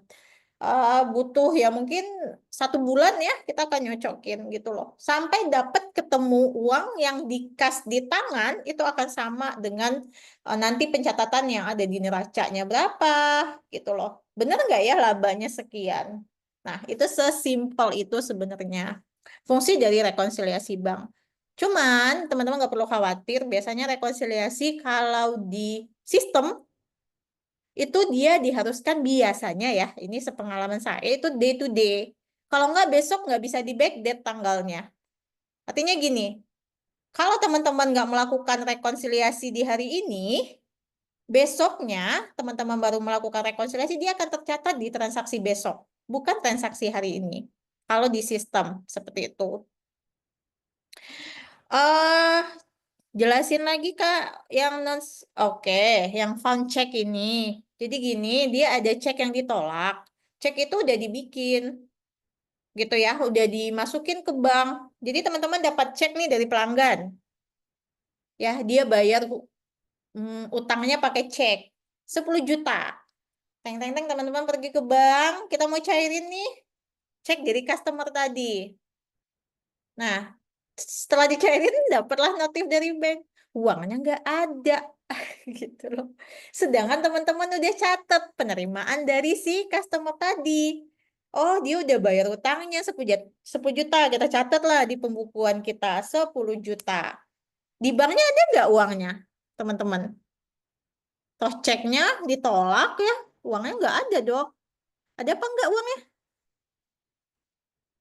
Ada, ada nggak uangnya? Nggak ada. Ditolak gitu loh. Sama kayak teman-teman auto debit, tapi uangnya nggak ada, ditolak nggak auto debitnya, gitu ya. Nah, itu juga perlu kita cross check. Kak, bagaimana kalau ada transaksi yang memakai uang kas dan tidak ada buktinya? Dalam akuntansi, nggak boleh mencatat transaksi kalau nggak ada bukti transaksi. Karena proses atau definisi akuntansi sendiri adalah mencatat bukti transaksi ke jurnal. Sesimpel itu. Nah, di endingnya teman-teman, dari bukti transaksi itu bisa kita dapatkan angka-angka laporan keuangan. Nah, logikanya, kalau nggak ada bukti, pencatatannya fiktif dong, bohong gitu ya. Nah, bisa jadi laporan teman-teman nggak valid, transaksinya nggak ada, dibuat ada. Di akuntansi itu harus ada, teman-teman.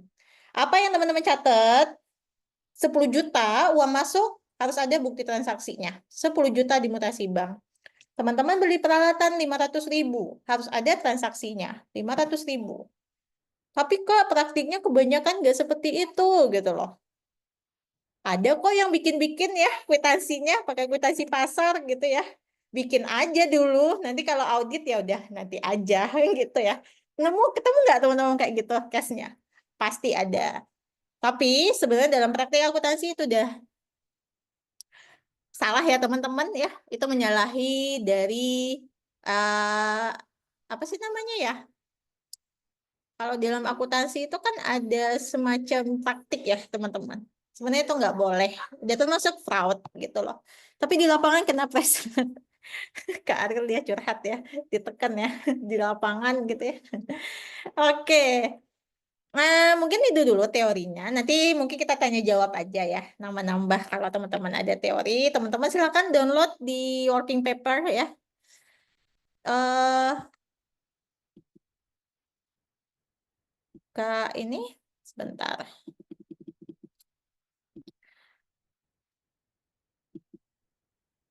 Teman-teman bisa download nggak ya untuk working papernya sendiri? Atau saya bagiin ya? Ini working papernya di spreadsheet. Teman-teman bisa download dulu ke Excel ya. Kalau mau di Excel boleh. Bentar ya. Coba kita sama-sama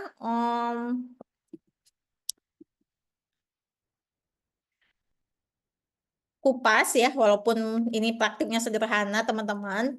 Cuma semoga aja teman-teman bisa memahaminya ya, sesimpel itu gitu. Buka dulu, saya kasih waktu 3 menit ya, kurang lebih. Teman-teman boleh buka dulu, download dulu. Atau mau gampang download dulu dari uh, spreadsheet tadi atau Google Sheet tadi ke Excel. Langsung di ini nih ya. Nah, template-nya seperti apa? Seperti ini teman-teman. Kelihatan ya? Nah, ini sebenarnya eh, ini yang paling basic aja sih saya tampilkan ke teman-teman yang nggak terlalu susah gitu ya. Sekalian menjawab dari beberapa pertanyaan teman-teman tadi. Tadi teman-teman kita ada yang nanya, nyatet cash in cash out itu seperti apa sih sebenarnya? Gampangnya gini. Bikin aja seperti ini teman-teman. Nah, kayak gini. Ntar ya, saya ini dulu. Teman-teman bisa bikin kayak gini.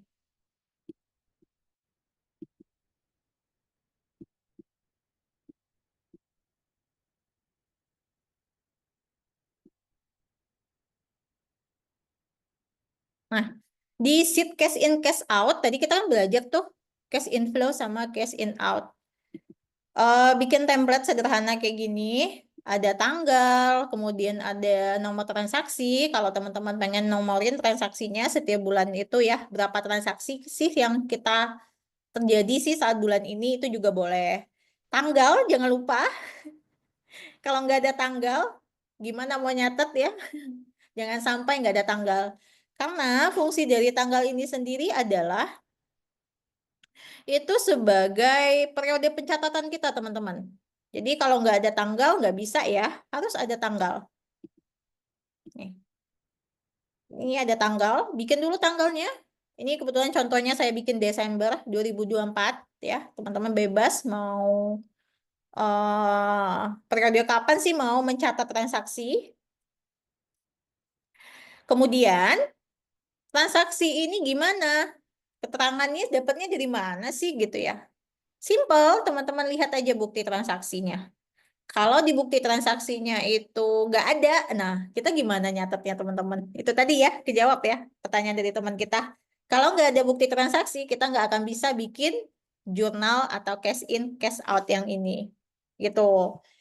Di sini ada contohnya Creative Solution ya, kebetulan dia mungkin ini perusahaan agensi ya. Dia ada klien. Nah, di sini ada pendapatan dari klien. Nah, untuk lebih gampangnya lagi, teman-teman, di sini saya bikin kategori gitu loh. Kategori si arus kas yang tadi. Ada 3 ya. Ada aktivitas operasional, ada pendanaan, sama investasi. Jadi di sini saya bagi 3. Saya sudah bikin tadi. Sebentar, saya kayaknya download dulu ini dulu ya. Biar gampang di Excel-nya. Oh, kalau pakai handphone ya. Pakai handphone mungkin sebenarnya bisa ya, teman-teman. Cuma agak lebih sulit sih gitu. Saya stop share dulu. Yang ini nanti saya tampilkan ya Excel-nya. Lebih enaknya di Excel teman-teman bisa edit nanti ya. Saya tampilin dulu Excel-nya. Nah, ini ada versi Excel. Saya download aja tadi ya. Langsung saya buka di Excel. Teman-teman ya, ini udah saya bikin. Di sini saldo awal, ada operasi. Jadi saya langsung kelompokkan. Misalkan tanggal 2 nih ada pendapatan dari klien. Seperti yang teori kita bahas, kalau ada pendapatan itu berarti dia masuk kategorinya operasi. Nah, kalau di Excel, biar teman-teman nih otomatis, misalkan kayak gini, otomatis muncul tuh list-listnya. Nah, kepake dong Excel-nya yang tadi, fitur data validation-nya. Buat apa? Biar mengurangi tipe-tipe datanya teman-teman. Ya, caranya gimana? Saya langsung praktikin aja, teman-teman juga boleh. Di sini, di kolom D6, kolom D, kolom D, baris 6 gitu ya. Kalau kita baca kolomnya dulu, baru baris ya, kalau Excel. Teman-teman ambil menu data. Menu data itu di samping formula. Kalau ada yang nggak ketemu, boleh dikasih tahu ya di chat. Kak, tolong diperbesar. Oke. Kak, boleh drop linknya lagi. Oke. Sebentar, saya drop ini lagi ya linknya. Biar teman-teman yang baru join atau kepental bisa download juga. Kak Marsaliani, kelihatan? Kelihatan ya? Ini kita mau ngelisin dulu kategorinya. Di sini bisa pakai komen aja ya. Kita insert komen. Fitur drop down list. Nah, mungkin yang udah biasa pakai Excel pasti tahu lah ya. Taruhnya di mana nih data. Ambil yang data validation nih. Yang ada centang sama bulat merah ya. Data validation. Nah, muncul dong kayak gini gitu ya. Any value-nya teman-teman ganti sama list. Karena kita mau meliskan akun. Sorry, mau meliskan kategori gitu. List. Nah, muncul ya, source itu kan sumber ya. Sumber apa sih yang mau kita listkan? Kan gitu ya perintah Excel-nya. Kamu mau ngelisin apa nih gitu. Source-nya ambil aja yang ini teman-teman. Klik yang ini, langsung teman-teman ambil yang ini. Yang saldo awal, operasi, investasi, pendanaan yang sudah saya buat di bagian kanannya itu ada 4 baris. Lanjut, nggak usah diapa-apain lagi, enter aja, okein langsung, gitu.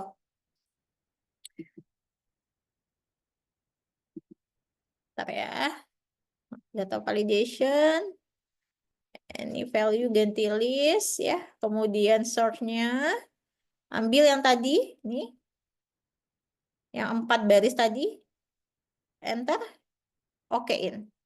Nah, teman-teman, coba lihat bedanya. Kalau dia udah muncul panah putih ke bawah, berarti udah bisa dipilih. Pilih masuk ke kategori mana, gitu. Oke, itu namanya fitur data validation. Boleh dicoba, ya. Boleh di tes-tes ulang.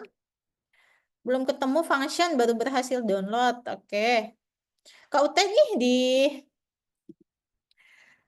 kebetulan di tanggal 2 Desember itu ada pendapatan klien ya, CEO. Di mana pendapatan itu kita mau kategoriin kalau dia arus kas, dia masuk ke operasi. Nah, cuman saya mau ngunci nih, kita mau ngunci nih, biar di operasi, investasi, kemudian aktivitas pendanaan itu nggak muncul kata-kata yang lain. Hanya 4 ini aja, saldo awal, operasi, investasi, pendanaan. Nah, biar dia muncul secara otomatis ini gimana sih Kak list-listnya, kategorinya? Itu tadi pakai fitur drop down list namanya teman-teman. Kalau dalam Excel itu fitur untuk melistkan suatu apa ya? Data ya, data. Jadi kalau teman-teman punya datanya banyak, pilihannya silakan nggak apa-apa. Nah, caranya gimana? Saya ulangin di kolom D7 aja. D7 diambil data validation ya. Data validation itu di menunya di data Kak. Teman-teman, menunya di samping formula ya. Nih, ini adalah yang di paling atas itu kan menu ya. Ada home, insert, draw, page layout, formula, data. Klik aja yang data. Di samping remove duplicate itu ada data validation. Mungkin tampilan Excel teman beda-beda ya sama yang saya punya. Cari aja data validation. Biasanya dia centang. Centang hijau apa gimana gitu. Kalau Excelnya masih Excel ini ya. Nah, nanti ambil yang ini data validation. Otomatis itu akan muncul tampilannya kayak gini. Kalau sebelum dia papain, teman-teman akan muncul. Any value-nya ganti list aja. List itu kita mau melistkan kategori. Nah, source itu kan sumber ya. Nah, sumbernya yang mana yang mau kita listkan? Ambil aja yang ini teman-teman. 4 baris yang sudah kita bikin tadi di kanannya. Kalau dia di bawah datanya gimana Kak? Apakah bisa di-listkan? Bisa gitu ya. Kalau di sheet lain gimana? Bisa teman-teman. Pokoknya di mana data yang mau teman-teman listkan, ambillah di situ. Oke, kita okein aja. Udah. Kalau dia udah muncul, apa sih namanya? Panahnya ya? Pilihannya ya. Kalau di sistem kan kayak gini nih, memilih ya. Berarti udah sukses data validation-nya. Data validation-nya bisa ditarik ya teman-teman. Bisa ditarik. Nggak usah dibikin satu-satu. Kolom D8 bikin lagi, D9 bikin lagi, nggak usah. Kalau mau copy, copy aja ke bawah. Tarik aja. Tuh. Tarik ke bawah. Tuh. Gitu. Kalau source list-nya dihapus berarti drop list-nya nanti jadi error ya. Betul, Kak Sylvia. Coba aja. Nih, delete. Nanti list-nya gimana? Ada nggak? Nggak ada ya? Gitu. Nih kosong dianya. Apa sih yang mau aku lisin gitu kata Excelnya. Orang datanya saya di delete gitu ya. Jadi nggak ada katanya. Nah, kita undo ulang. Undo aja teman-teman. Tuh, muncul lagi dianya. Oke? Itu salah satu fitur yang sering teman-teman gunakan kalau pencatatannya masih manual. Apakah dibuat kategori aja? Enggak. Buat nama akun nanti juga bisa. Menjurnal. Nah, em, kemudian ini adalah nominal-nominal dari transaksi tadi, teman-teman. Saya dapatnya angkanya dari mana, Kak? Gitu ya. Saya nggak tahu nih, kas masuknya 8 juta ini dari mana. Bukti transaksi tadi, teman-teman. Bukti transaksi itu bisa jadi invoice, kwitansi, lalu apalagi cek, kemudian bukti kas masuk, kas keluar, dan masih banyak lagi ya bentuk bukti transaksi itu jenis-jenisnya gitu. Bahkan mutasi bank itu adalah salah satu bentuk dari bukti transaksi. Kalau di mutasinya udah masuk bisa kok dipakai buat ini, buat bukti transaksi. Catatlah di kas masuk. Nah, kalau pembayaran-pembayaran itu pastinya dia kas keluar, teman-teman. Nah, di sini saya nggak bahas ya, teman-teman, dari mana kas masuk, kas keluarnya ini, karena saya sudah infoin ya di sini sesuai bukti transaksi. Teman-teman boleh catat bukti transaksi. Sorry. Bukti transaksi. Nah, yang mungkin akan nambah poinnya teman-teman di sini adalah function tadi. Function dari beberapa Excel yang bisa teman-teman pakai. Di saldo, teman-teman gak usah bikin tambah satu-satu, kemudian kurangin satu-satu gitu ya. Nggak usah gitu loh. Pakai aja rumusnya teman-teman. Nah, rumusnya gimana gitu ya. Nah, sebenarnya di sini itu ada rumus ya teman-teman. Nih, nah, nih rumusnya saya tampilin. Tuh. Mungkin di Excel teman-teman sebenarnya udah kelihatan ya. Kok bisa dianya ini ya? Agak miring gitu ya teman-teman. Nah, yuk. Di sini saya pakai 2 rumus. Kalau teman-teman pakai 1 rumus itu juga boleh. Jadi sebenarnya saldo kita ini, kas itu kan teman-teman kalau dia logikanya gini.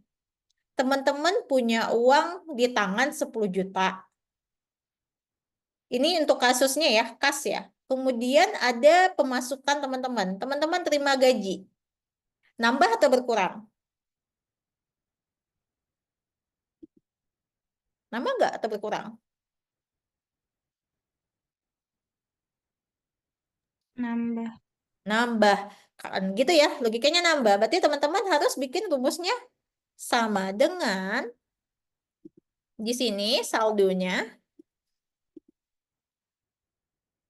kolom G5 ditambah kas masuk kita kurangin kas keluar. Nah, itu juga bisa teman-teman pakai. Kalau ditarik ke bawah, gimana? Nggak apa-apa, tarik aja ke bawah. Nanti rumusnya tarik aja ke bawah, teman-teman.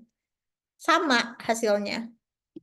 Nah, kemudian ada rumus juga yang bisa dipakai adalah kombinasi antara if dan and. Gitu loh, logika.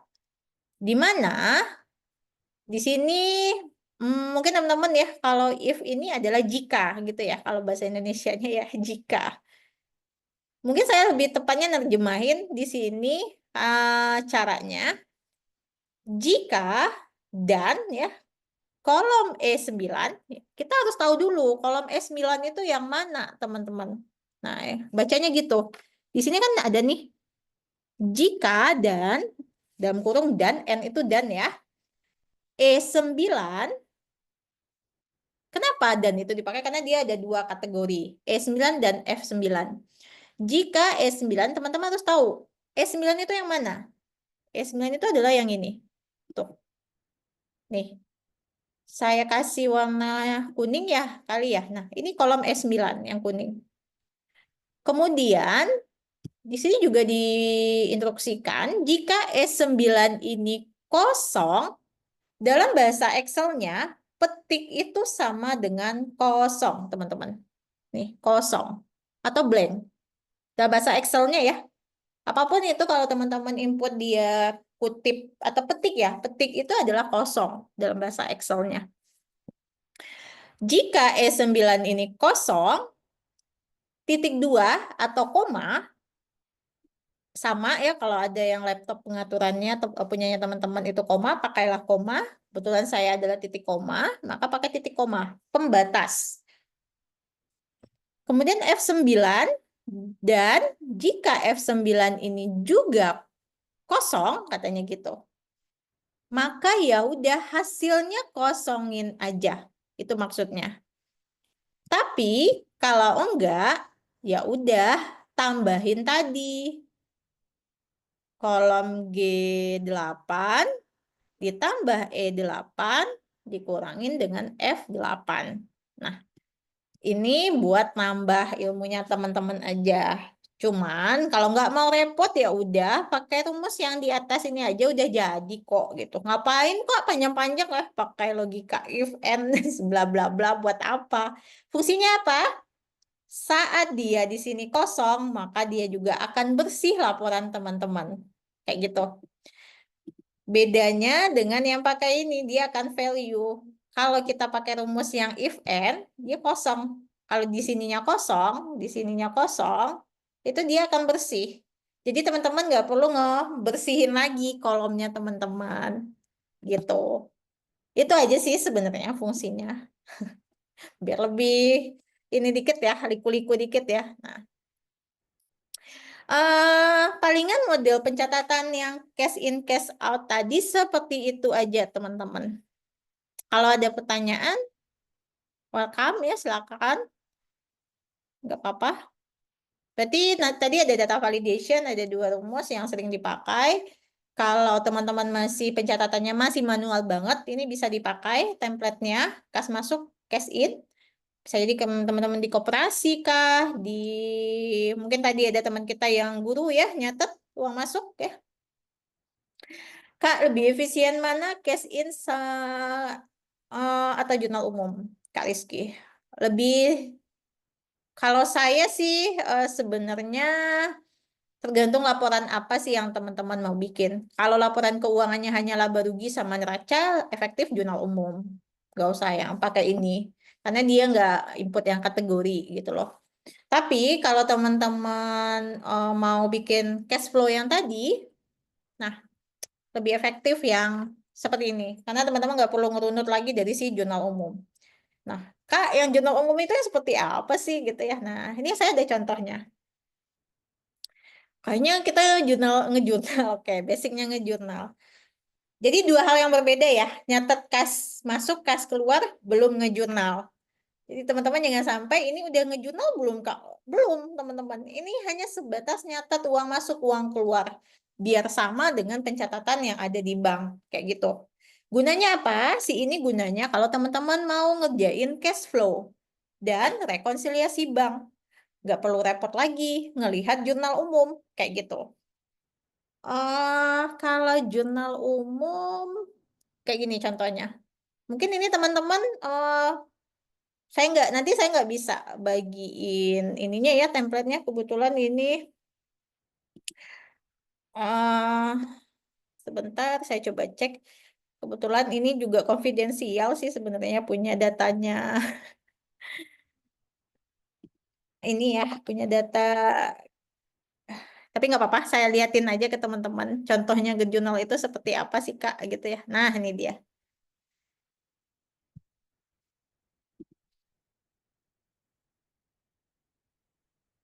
Ngejurnal itu kurang lebih kayak gini.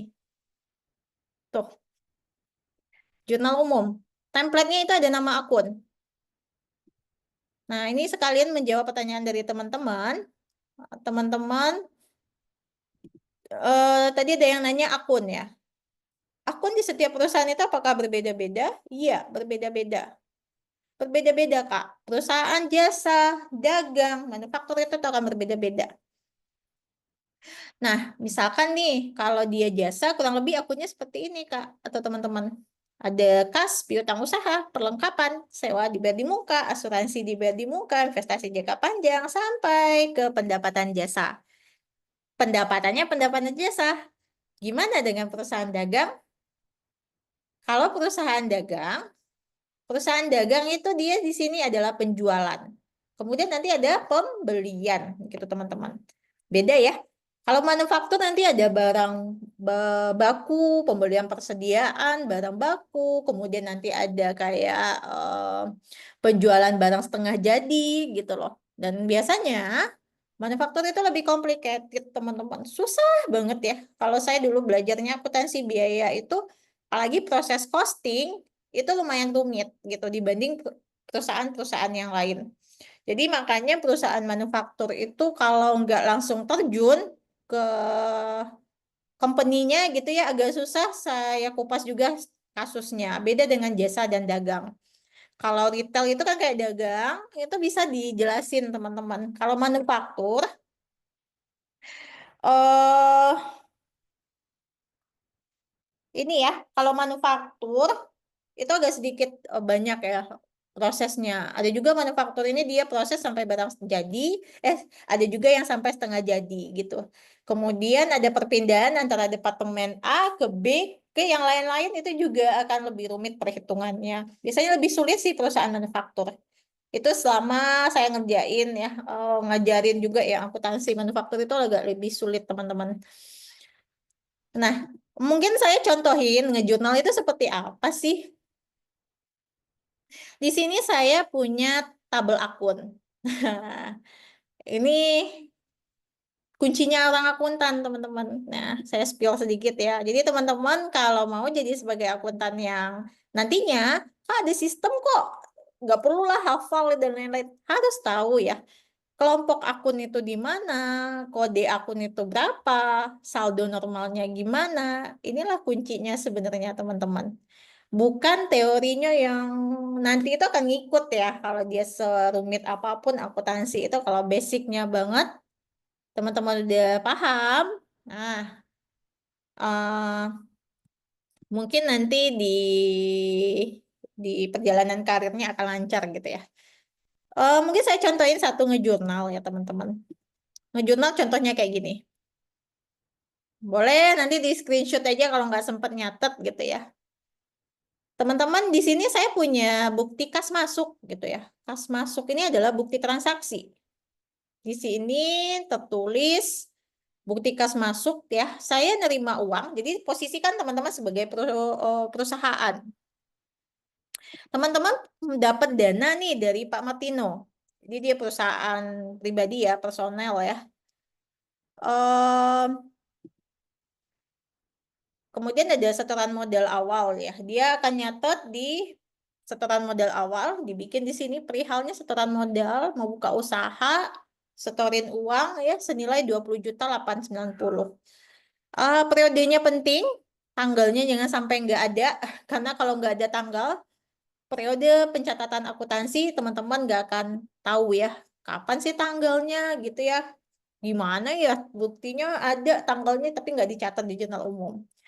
Nomor bukti transaksi ini juga penting, tapi ini sering diabaikan. Nanti tiba-tiba pas pemeriksaan keuangan atau audit baru deh kocar-kacir nomor nyari bukti transaksi gitu. Jadi nomor bukti transaksi itu di filing, teman-teman. Filing setiap bulan, ditaruh ya di mapnya, dimasukin ke gudang. Saat ada pemeriksaan laporan keuangan, bukti transaksinya sudah tersusun rapi, tinggal ngecek nomornya berapa. Nah, itulah fungsi dari nomornya. Saya sekilas ya jelasin yang jurnal, karena ini nggak masuk juga sebenarnya ke topik kita ya. Ini lebih tepat laporan keuangan ya, teman-teman. Nah, tapi nggak apa-apa, saya sekilas sedikit. Di sini ada keterangannya setelah modal awal. Teman-teman tinggal input aja di sini. Tadi tanggalnya tanggal berapa di bukti transaksi? Tanggal 1 kan? Masukin aja. Tanggal 1 September 2021. Deskripsinya gimana? Nih, udah ada setoran modal awal. Input aja teman-teman. Setoran modal awal. Nah, sebelum menjurnal, teman-teman kembali ke prinsip akuntansi, di mana menjurnal harus berpasangan. Berbeda dengan mencatat cash in dan cash out. Boleh satu baris aja, uang masuk, catat uang masuk, uang keluar, ya udah catat uang keluar. Belum kita kategorikan ke akun-akun yang mana. Di sini dasar akuntansi yang kita pakai sistem berpasangan, ya, double entry system. Harus gimana teman-teman? Ada yang tahu nggak nyatetnya? Harus berpasangan jurnalnya, harus 2 baris gitu ya. Dokumen referensi, nomor bukti, input di sini, BKM, strip 1. Ini juga. Nah, nama akun dari mana dapatnya? Dari sini. Nah, teman-teman ada yang tahu nggak masuk ke akun apa sih kita kalau ada transaksi yang seperti ini? Ada yang tahu?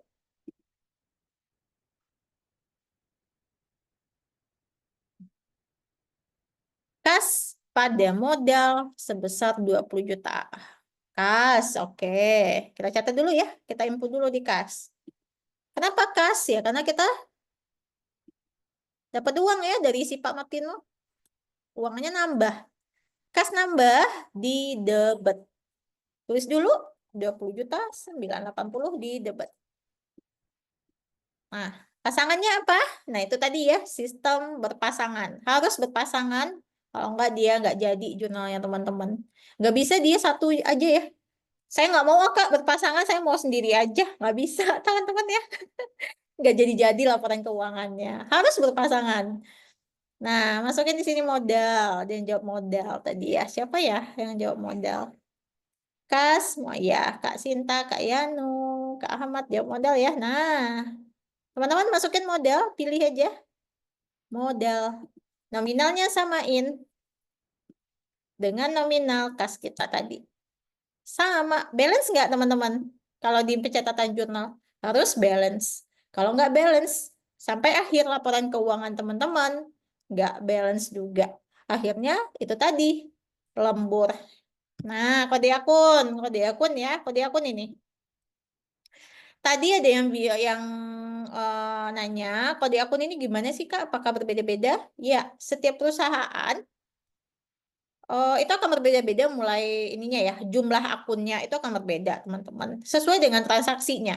Semakin banyak transaksinya teman-teman, semakin banyak juga akun-akunnya. Cuman kode akun itu ada 5 kepala. Jadi ingat aja ada 5. Yang ada di neraca biasanya adalah akun tetap atau akun real. 1, 2, 3 gitu teman-teman. Itu akun neraca. 1, 2, 3. 1 itu apa? Harta atau aset. 2 itu adalah utang ya atau kewajiban. 3 itu adalah modal atau ekuitas. Nah, dia masuk 3 tuh. Itu adalah akun-akun real, akun tetap yang ada di neraca atau balance sheet.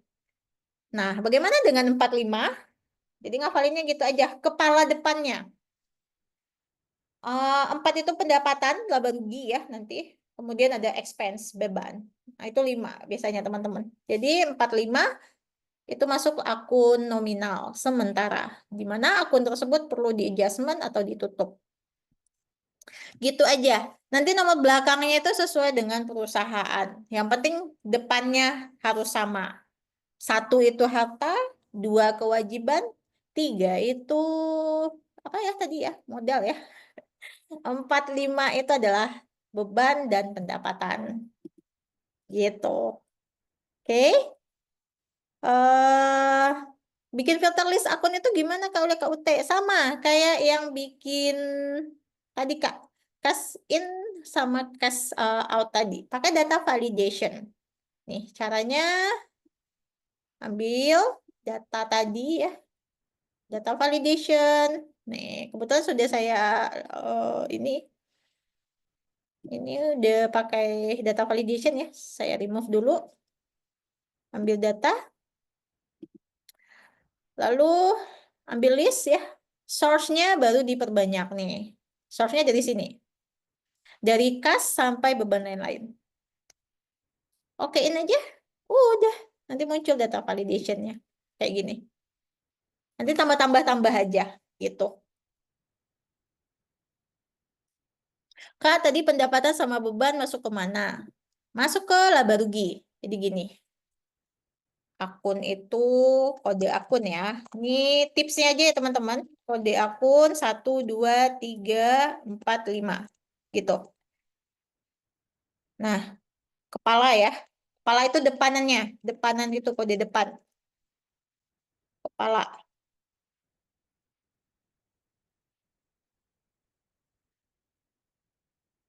Nah, 1, 2, 3 itu ada ini harta atau aset ya. Ini kewajiban atau hutang ya. Ini adalah modal atau ekuitas. Ini adalah pendapatan. Pendapatan. Ini saya gede dikit ya, biar kelihatan. Pendapatan ini adalah satu lagi beban ya, saya lupa. Beban. Nah, tipsnya juga buat teman-teman yang mau ngafalin akun, ini nggak usah dihafalin sih sebenarnya teman-teman. Nih, 3 akun depan yang saya kuningkan ini adalah akun-akun yang ada di neraca. Ini neraca. Nih, neraca. Yang saya kuning ya, itu neraca. Kalau yang hijau adalah laba rugi atau income statement. Nah, ini saya kasih hijau. Ini boleh buat catatan teman-teman ya. Biru deh, biru. Biru ya.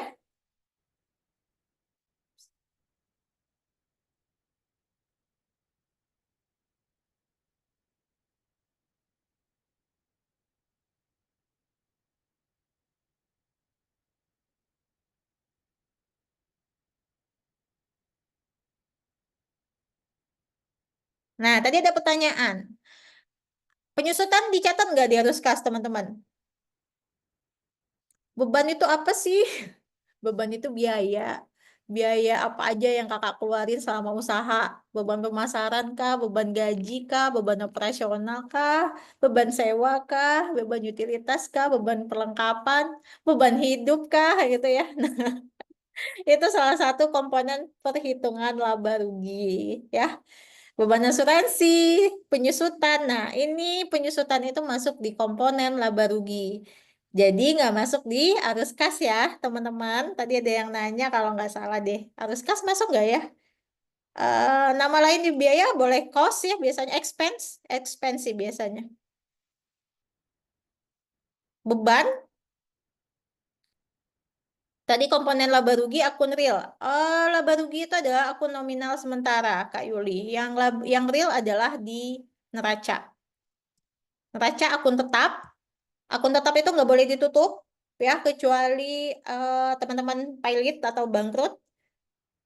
Yang ditutup hanyalah saat akhir periode itu akhir tahun yang ada biasanya jurnal penutup gitu ya maksudnya yang ditutup itu adalah di closing ya jurnalnya pendapatan dan beban. Untuk yang mulai dari harta, kewajiban, modal, ekuitas jangan pernah ditutup kecuali teman-teman pilot. Gak biasa menggunakan bahasa beban, biasanya biaya boleh, boleh, boleh Kak, boleh kok gitu ya. Tergantung sih perusahaannya, company-nya gimana enaknya mau pakai biaya kah? Biasanya biaya. Beban ini biasanya kalau lebih gampang, beban itu dianggap ini ya, terlalu membebani mungkin teman-teman ya, udah beban gitu ya, dicatat lagi. Biaya nggak apa-apa. Oke, berarti yang ditutup cuma pendapatan dan beban ya, Bu. Jurnal penutup gimana? Kak Yuli nanti cari-cari ya jurnal penutup. Nanti nggak salah yang ditutup itu pendapatan dan beban, bener. Nanti boleh di-searching ya. Oke, nah kita tadi ada yang belum teman-teman. Nah, iya nih ada. Kita mau bahas yang cash flow-nya belum loh. Nah, sedikit ya. Sedikit 10 menit lagi waktu kita cuma 10 menit lagi teman-teman. Mungkin saya akan bahas dulu ya untuk yang balik ke topiknya. ke cash flow-nya. Bentar ya, saya tutup dulu. Nah, teman-teman udah catat nih cash in cash out-nya tadi ya. Lalu teman-teman mau bikin laporan arus kasnya. Di sini saya udah bikin template sederhana gitu ya. Ini juga pakai rumus teman-teman. Bisa dilihat di Excel-nya, rumusnya pakai sum if. Sum if itu menjumlahkan dengan satu kriteria, di mana yang mau saya jumlahkan di sini adalah kas masuk dari aktivitas operasi. Kemudian di sini juga ada kas keluar ya dari aktivitas operasi. Nah, nanti dapat tuh totalannya teman-teman. Kas masuk dikurangi dengan kas keluar. Dapatlah harus kas bersih dari aktivitas operasi ini. Nah, pertanyaannya mungkin, Kak, apa saja yang dari tadi kita bahas itu masuk ke kas masuk si aktivitas operasi ini? Ini dia poinnya. Arus kas dari aktivitas operasi menunjukkan aliran kas dari pendapatan dan biaya operasional sehari-hari. Kayak tadi, di cash in cash out teman-teman bisa lihat. Nah, karena saya sudah mengkategorikan tadi, teman-teman lebih gampang bikin cash flow-nya. Tinggal hitung kas masuk, kas keluarnya aja, gitu ya. Nah, apa aja yang masuk ke aktivitas operasi? Pendapatan dari klien, pembayaran iklan atau pembayaran biaya marketing, gitu ya. Pendapatan dari klien lain, gaji, itu masuk aktivitas operasional. Kemudian juga mau bayar software, misalkan teman-teman punya ini ya langganan Canva, Zoom dan lain-lain itu masuk ke aktivitas operasional. Lalu ada juga misalkan transport karyawan, lalu ada pendapat ini lagi ya gaji, biaya pelatihan karyawan gitu. Dan itu lebih banyak lagi ya tergantung transaksi teman-teman sendiri. Pokoknya yang masuk ke aktivitas operasional terus operasi ini jika dia menunjukkan ya adanya pendapatan dan biaya operasional sehari-hari gitu loh dari company kita tadi. Rumusnya teman-teman nggak perlu saya jelasin, ini bisa pakai sum if teman-teman ya, menjumlahkan dengan satu kategori. KUT, bolehkah di-share Kak template jurnal umum dan cash flow tadi supaya bisa di-download? Oke, nanti ya habis cash flow ini saya bagiin yang jurnal tadi ya. Tapi teman-teman jangan ini ya di-sharing lagi ke yang lain ya gitu. Kemudian ini kas keluar apa aja? Jadi cash in ini kan kas masuk ya teman-teman. Coba totalin aja. Berapa aktivitas operasional yang masuknya? Tuh, 35 juta ya, kelihatan tuh sumnya. Sum 35.500. Cuman, biar otomatis saya sudah pakai rumus di sini. Rumus yang sering atau bahkan orang yang sering pakai itu adalah sum if. Menjumlahkan dengan satu kriteria. Mungkin jadi nanti pakai sum if pakai S. 2 kriteria gitu loh. Itu tergantung ini teman-teman ya. Kebutuhan teman-teman gitu loh. Nah, di sini kan dapat tuh 35.500. Kemudian kas keluarnya dapat dari mana, Kak? Yang aktivitas operasi tadi. Dapatnya dari sini, teman-teman. Dari kas keluar yang ini. Tuh. Berapa ya? Tambah operasi satu lagi. 15 juta. Tuh, sumnya di bawah, paling bawah. Itu kelihatan, 15 juta. Itu yang saya bikin di sini, teman-teman. Dapat 15 juta. Arus kas bersihnya kurangin. Logikanya gini ya, uang masuk kurangin uang keluar. Dapatlah arus kas bersih dari aktivitas operasi.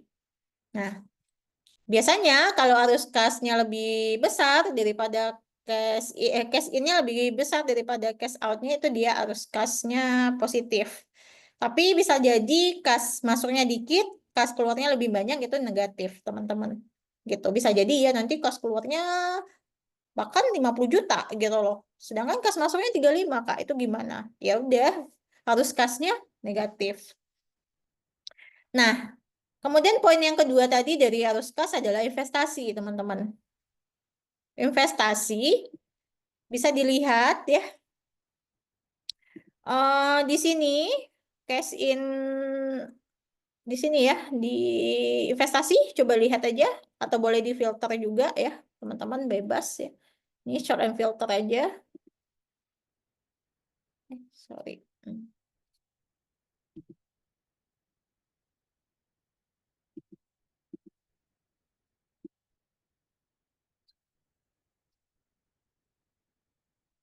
Bentar ya. Oke. Nah, ini boleh di filter ya. Nanti teman-teman lihat aja kas keluarnya berapa. Karena yang investasi itu hanya satu ya, kebetulan nih. Di kategori kan kelihatan ya teman-teman. Karena transaksinya nggak banyak. Investasi ini hanya satu, hanya kas keluar. Jadi saya hanya memasukkan yang kas keluar aja di investasi. Apa aja itu yang 8 juta? Itu adalah pembelian aset tetap seperti laptop, mungkin kursi, dan lain-lain ya. Bisa jadi televisi atau mungkin mesin edisi, mesin ini ya, ngitung uang, mungkin gitu. Itu bisa teman-teman masukin di aktivitas investasi. Kita beli aset gitu loh. Itu masuk ke investasi.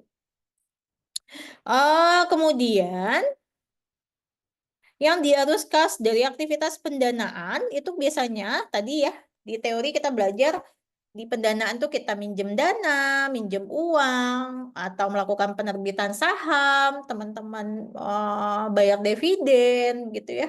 Kita ada usaha bagi hasil, nah itu masuk ke aktivitas pendanaan. Nah, ini sama, lihat aja di cash in-nya.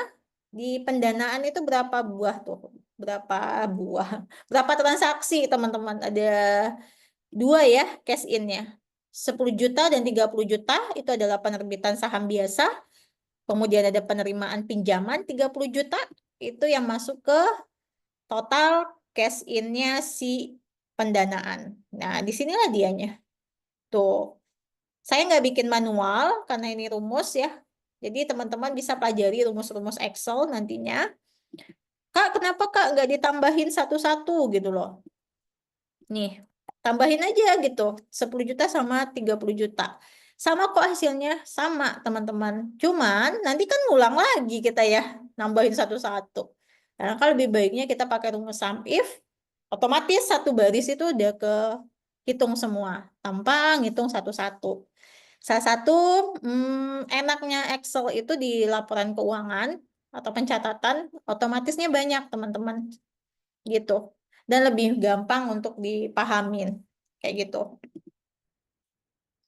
Nah, nanti dapat ya aktivitas bersih dari pendanaan karena dia masuknya lebih besar daripada keluar, artinya dia positif.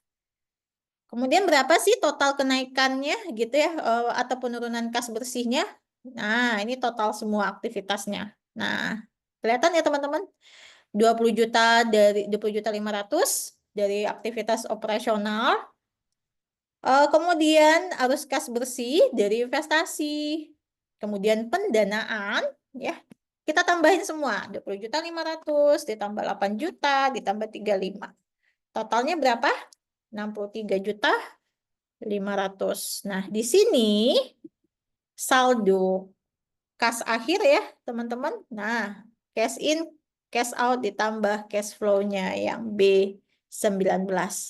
Yang mana tuh gitu ya?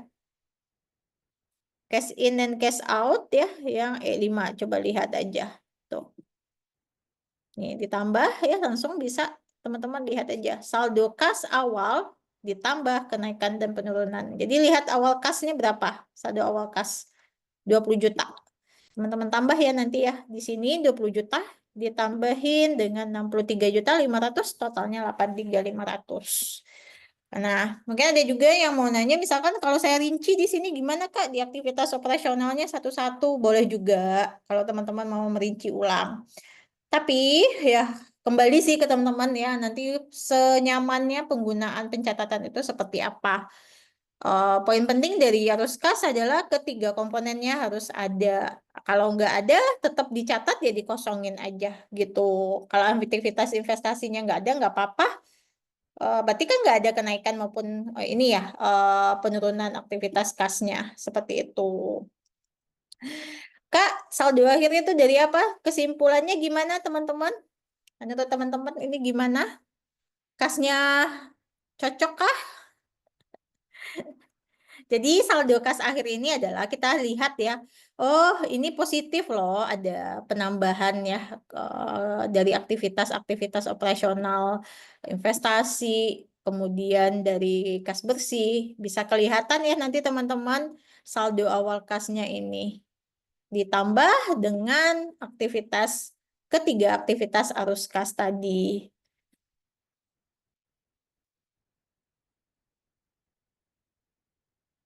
Iya bener gitu ya. Oh, gini nanti rekon bank teman-teman ini sudah saya eh, kasih juga template-nya berhubung waktunya nggak cukup ya nanti teman-teman boleh pakai.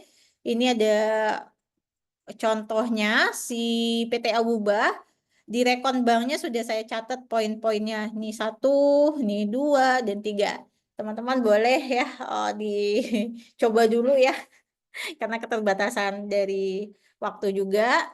Kemungkinan untuk hari ini sekian dulu dari topik kita ya. Nanti saya kirim yang Excel tadi sambil nanti KST nutup ya. Terkait dengan iya iya, tunggu ya Kak Ute ya. Habis ini saya share ya. Mungkin terima kasih untuk teman-teman yang sudah join ya untuk perhatiannya. Semoga ilmunya bisa bermanfaat untuk teman-teman walaupun ini nggak kita bahas secara mendetail ya, secara garis besarnya doang ya. Kendala ya tadi ya, waktunya hanya 2 jam. Rekonsiliasi nanti bisa teman-teman baca-baca kembali Excelnya. Intinya begini. Akuntan, pahami dulu basicnya, baru teman-teman bisa ya mau jadi finance, accounting, tax nanti ya. Itu gampang kalau teman-teman udah paham ilmunya gitu. Oke, sekian dulu ya dari saya untuk 2 jam hari ini. Terima kasih atas waktu dan perhatiannya. Saya kembalikan ke Kak Hesti ya, teman-teman. Assalamualaikum warahmatullahi wabarakatuh.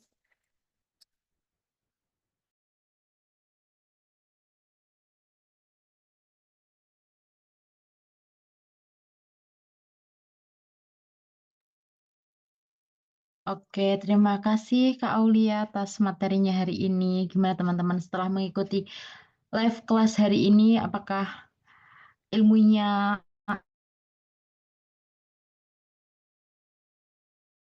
teman-teman semua?